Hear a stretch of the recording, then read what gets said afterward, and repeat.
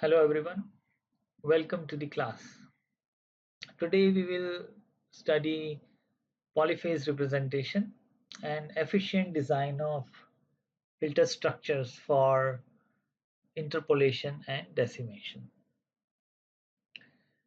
The diagram here shows an L-fold upsampler where Xn is the input signal, capital L is the upsampling rate, Yn is the output signal. The sampling rate of Yn will be capital L times the sampling rate of Xn. That's what is the job of an upsampler is. Mathematically, we can define the upsampler as Yn will be given by x of n by capital L. When n is a multiple of L and it will be 0 otherwise.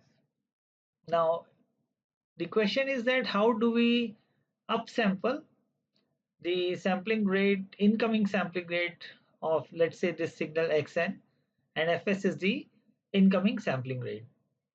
We insert capital L minus 1 zeros.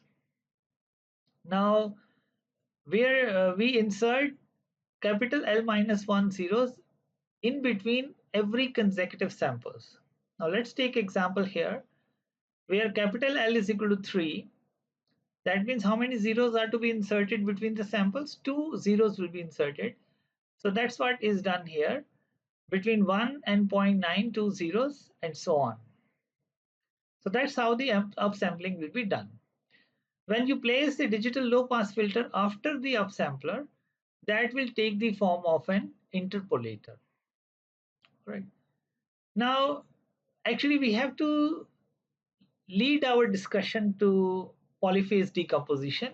But before that, we will have to understand the noble identities, in which the question comes, can we reverse the order of this upsampler and the low pass filter? All right. So that's what is the job of these explanation about these noble identities. The noble identities which are illustrated in these two figures, these noble identities are for the upsampler, and we will also discuss for the case of downsampling. The noble identities describe when it is possible to reverse the order of upsampling or downsampling and the filter. We prove the noble identities showing the equivalence of each pair of block diagrams. Now, the first noble identity is for interpolation, and which can be depicted in this diagram, where Xn is the signal, this is the upsampler.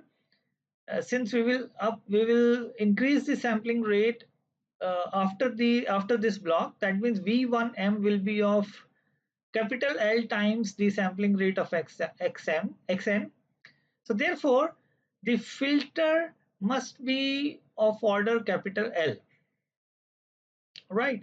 And then you can interchange the position of these two, position of the upsampler and the filter like this. You can place a filter before the upsampler. Now the advantage that you will get is that the filter you will design will have to deal with the sampling rate of Xn, not the upsampled data. But these two block diagrams are the same. We can prove this also. Now for the left side of the preceding diagram, we have YZ. What is YZ in Z transform domain? Will be HZL and V1Z. So V1Z will be the output after the sampler, HZL into V1Z, where V1Z is equal to x of z to the power L, because that's the upsampled data. And you replace this V1Z with this x of z to the power L, you will get this hz to the power L, xz to the power L. Now for the right hand side diagram, you have yz will be equal to V2. This is V2, the output will be V2 of z to the power L, right? Because we have upsampled the data here. So yz will be equal to V2z to the power L, where V2, what is V2z? V2 V2z will be xz hz, right? So once you place V2z Here in this equation of yz, you will see that h of z to the power l, the result will be h of z to the power l and x of z to the power l. So now the equation for the left hand diagram and the right hand diagram are both the same. So thus we have established the noble identity for interpolation. So we can this is the equivalence between the two diagrams. All right. Now let us take the case of decimation. Now what is a downsampler? Here I have taken an example of a downsampler by when you're downsampling by a factor of 2. Downsampler is that you will reduce the sampling rate by a factor which you can define as capital M. Xn is the input signal. Here in the example, in the diagram, I have taken a downsampler by a factor of 2, right? And is mathematically defined as yn is equal to x of 2n. And this is the notation of the downsampler we can use. Now, before the downsampler, you will have to place the digital low pass filter to avoid anti-aliasing problem, right? When you place a digital low pass filter before the downsampler, then the structure becomes the decimator.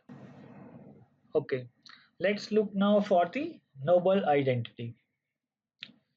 The noble identity for decimation can be depicted as follows. Xn is the signal, downsampler is there with a factor of capital M, and the filter is there. Now, what is the equivalence of this diagram? We can have a filter of type h of z to the power m, and then downsampling by m. So these two diagrams will be equivalent to each other.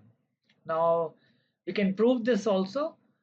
For the left side of the preceding diagram, we have what is yz? Yz will be equal to hz v1z. So v1z, we know this is the equation for the downsampler. We are using the equations as it is, 1 over m, a going from 0 to capital M minus 1, the sigma of x e to the power minus j 2 pi by m k z to the power 1 by m. Now, for the right hand side figure, we have yz, because in the z domain it will be yz. Yz will be equal to 1 over m, because this is the downsampler of what is the input signal to this downsampler? It is v2z or v2n.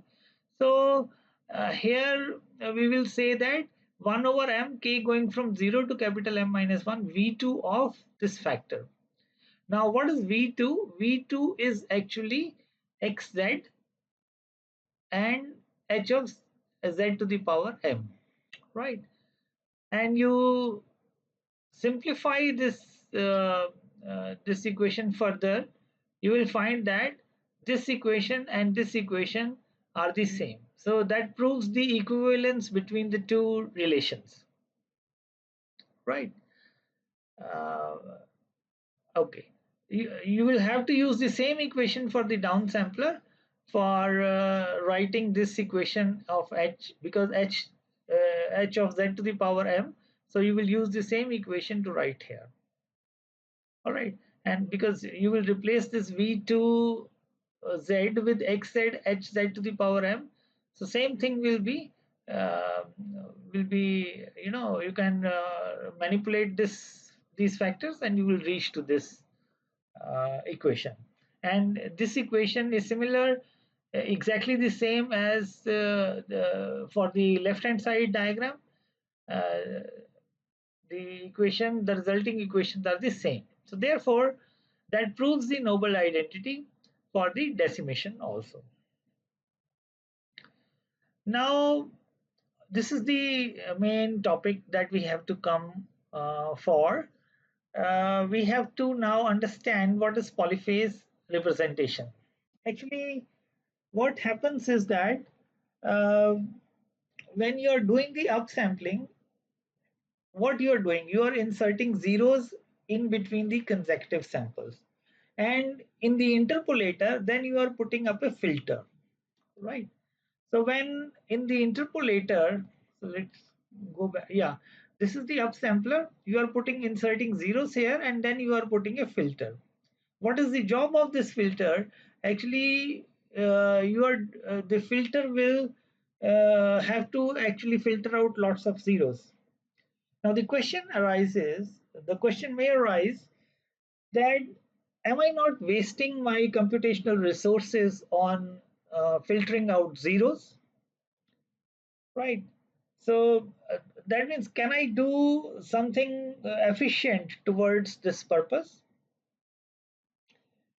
This problem was actually seen by the Bell Labs also, and they found a problem deal when they were investigating the multi-rate filters, especially towards the adjustable filters for TDM and FDM, where the sample rate operations were involved, and they came across with a situation where they will have to design huge filters because of these zeros, and those filters have to actually filter out the zeros only, and that actually put a lot of burden on the computational resources, and in a fact that infused large amount of latency in the system.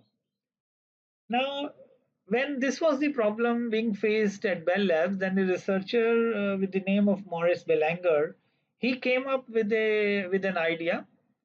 That idea was actually the polyphase decomposition, and he came up with an idea rather than designing a huge filter, higher order filter. Let us decompose the higher order filter into lower order filters. So that will put, and we will see that with the polyphase decomposition that he used, with the polyphase decomposition proposed by Maurice Belanger, it resulted into designing of efficient architectures for multi-rate systems. And in the polyphase decomposition, what we will do is that we will follow the divide and conquer approach. And as an example, I have taken the case for an FIR filter where hz is given by 1 plus 2 z to the power minus 1 plus 3 z to the power minus t minus 2 plus 4 z to the power minus 3. We will group even and odd indexed coefficients respectively. For example, this is the 1 plus 3 z to the power minus 2 will be put in one bracket. We will take out the z to the power minus 1 out here, and we will put the 2 to the 2 will come here. That means the odd indexed coefficients we will separate out, right? We will basically, the point is that we will separate the odd and even coefficients.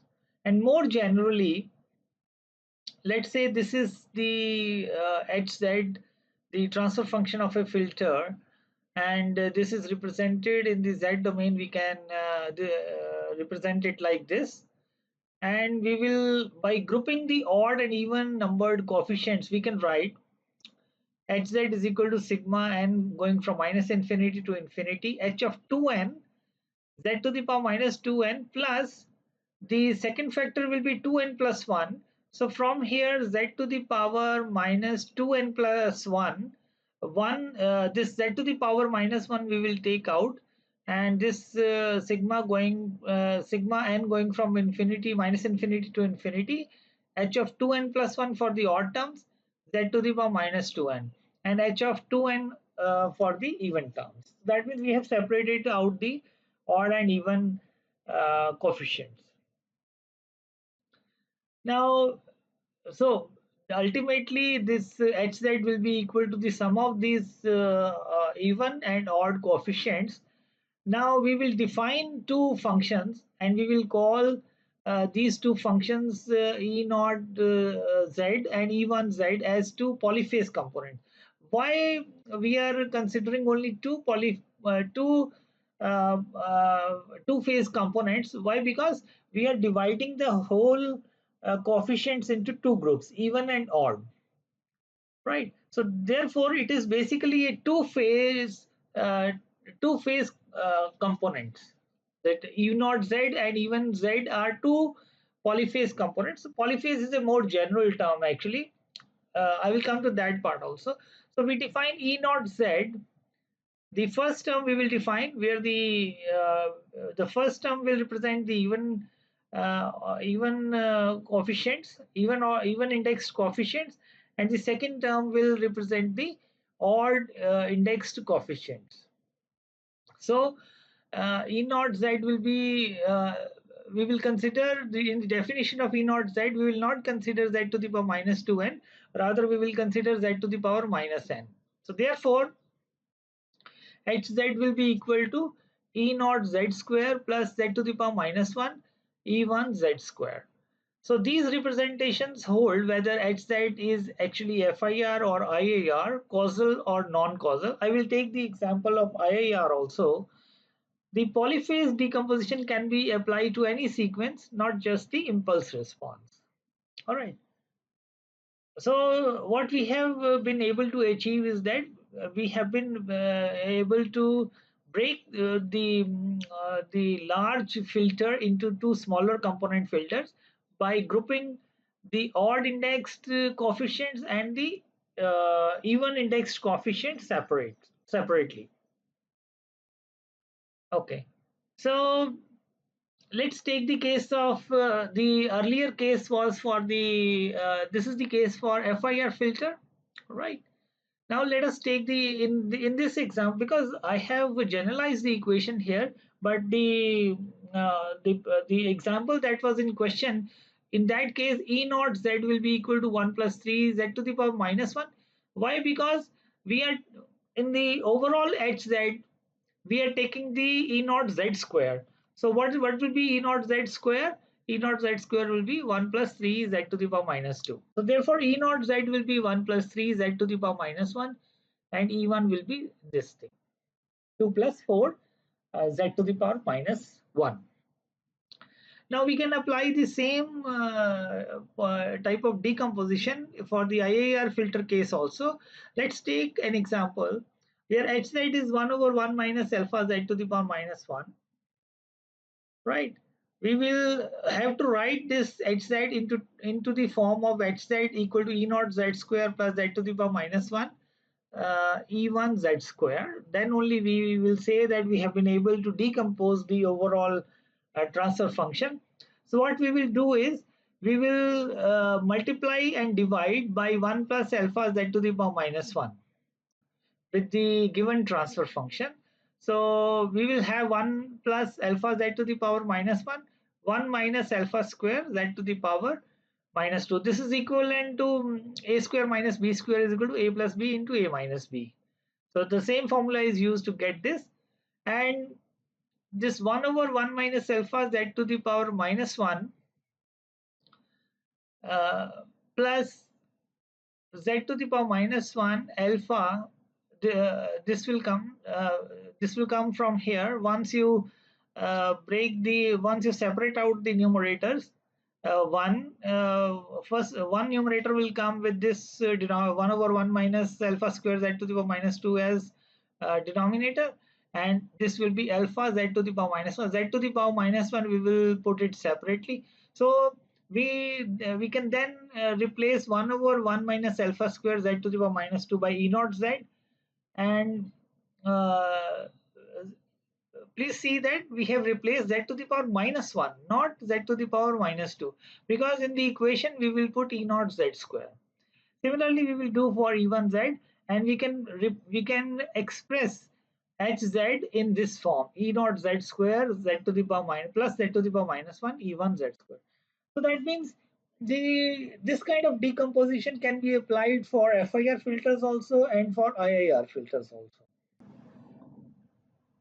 Now, having seen the basic trick of polyphase decomposition, in which the odd and even indexed coefficients were separated out, now let us extend the same concept to M polyphase components. Now, for a given integer M, the importance of this M is that in the previous case when we have done the polyphase decomposition, with odd and even two groups. Now we will have m groups, right? This in the previous case it was you can say that capital M is equal to 2. All right, but we are now making a generalization where we will have m polyphase components, and the original transfer function of the filter is sigma n going from minus infinity to infinity hn z to the power minus n. Actually, this equation we have to break into lower order filters. So let's see how this hz will be equal to. How we will do this is that, let us say capital M is now 3. So what we will do is, the first component is HNM, that means it will be 3n. This will be 3n plus 1. This will be 3n plus 2 because capital M is 3.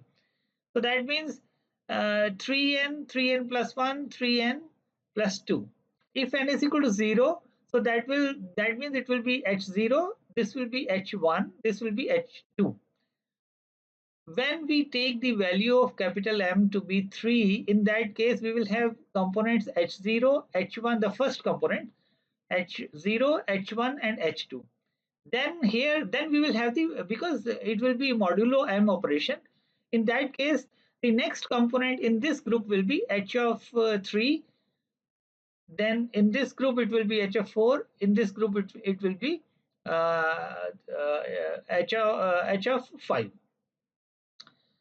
when capital M is taken to be 3. But in a general case, we will have the first group, then second group, then the M minus 1th group.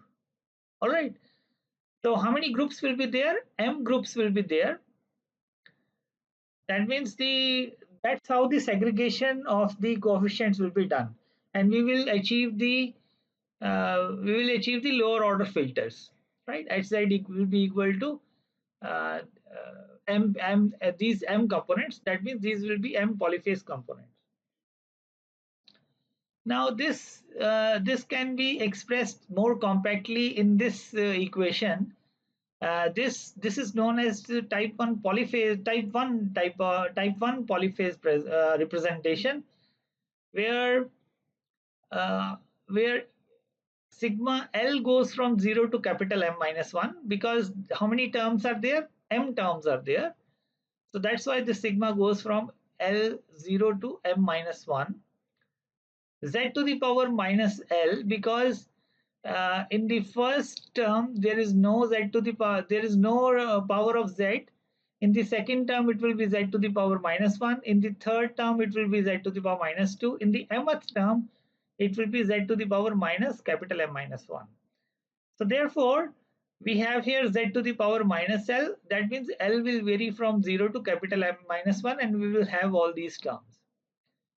Now, what is EL? EL we will define here will be EL of Z to the power M, right? We will take Z to the power M from here. So what is ELZ? Because Z to the power M we have put in this HZ equation. This will contribute into the final equation. But let's say what we will define here for ELZ is equal to sigma n going from minus infinity to infinity, small el n z to the power minus n. This minus n we have taken here. M we will get it from here in all the components of the hz, right? And this small el will be, and this will be equal to this el, small el n will be equal to h of n plus l, right? Z to the power minus n, and where l will vary from 0 to capital N minus m minus 1. This is how we get the decomposed form of the filter, right? And this equation contains how many components? Capital M components. All right. So once you will simplify this equation using the various definitions of EL Z, then small e l n equal to h n capital M plus L. Once you will substitute the values, you will get this final equation. This is only the compact form of this larger equation, which gives us capital M components. Because for how do we get these capital M coefficients? We like we did for the even and odd. Now we will say 0, 1, 2. I mean, first three components separated out, then next three, then next three, next three, just like that. Three components separated out. All right. That's how you will get the M polyphase components out uh, from the transfer function of the HZ. Okay. Now we have another form of the polyphase representation of the same equation, right? This is going from capital M minus L. Only you have to see the permutations. You look at the permutations of ELZ, you will get this equation. But this equation will be known as type 2 polyphase representation. Gives the same components. Only thing is that this is the structure of the this is if you this is the this is type 1 polyphase representation, and structurally it can be represented like this. This is the type 2 polyphase representation. This is how we can structurally represent the alternative polyphase form, which is we call as the type 2 polyphase representation also. And if you see here in the previous equation, the type 1 equation, the filter function, the smaller filter function for the smaller filters, we chose it to be E, like E not E1, E M, E capital M minus 1. Here we have chosen R, and the delay, you look at the delay chain. Delay chain comes before the filters, and here the delay chains will come after the filters, after these smaller filters. This is R naught 1 up to R M capital M minus 1. Right, the same form, but put it in a transposed form. Right, one is known as the type 1, the other is known as the type 2 polyphase representation. Now let us look at the decimation filter. This is the low pass filter. This is the basic block diagram of a decimation process. The input signal is there. This is the low pass filter, and this is downsampling by a factor of capital M, and Yn is the output. Now, any wasteful effort in direct implementation, because we are now looking for the efficient structure for the decimation filter using the polyphase decomposition. So let's start from the basic decimation filter, which has one component as the low pass filter, the other component is the downsampler. Now let's try to see any wasteful effort in the direct implementation. The filtering is applied to all original signal samples, even though only every M filtering output is retained finally. Because in downsampling we are applying the filtering to all the incoming samples, but actually we are retaining some of the samples, right?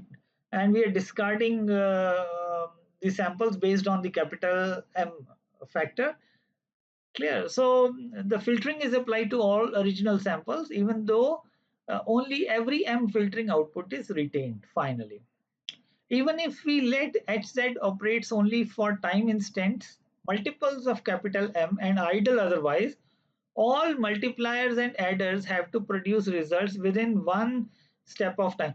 That means for the other time, these multipliers and adders in the MAC operators in the filter structure will sit idle. They will be in the resting time. That will be the resting time for the multipliers and adders. So a lot of resting time will be there, and that is a wastage of the resources, you can say. Now, can downsampling by a factor of M be moved before HZ? Yeah, we know that, because using the noble identity we can do that only when HZ is a function of, because we have to move the downsampler before the filter. So that means what should be our filter? our filter should be a function of z to the power m. We can apply the noble identities to switch the order. Now let's see.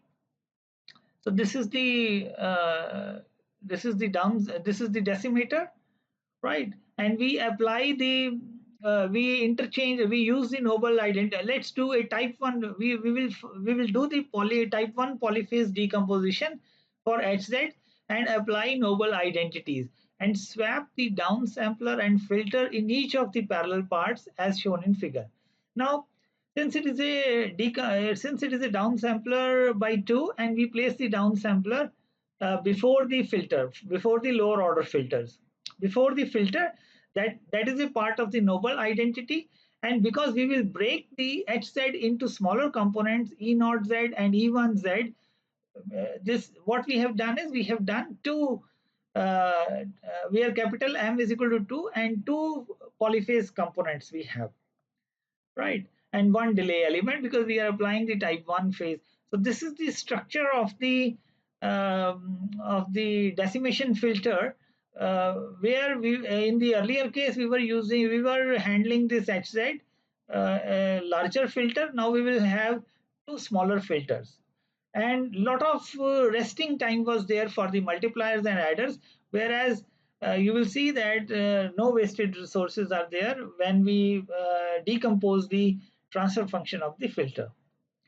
Now in the original structure, before applying polyphase decomposition, we consider only even number of samples, and if we consider even number of samples and during odd instants, the unit is just resting and therefore inefficient resource utilization. Now in the structure after polyphase decomposition and applying noble identities, let's suppose that N0 and N1 are the orders of the filters because that will have the smaller orders, and capital N is the order of the HZ.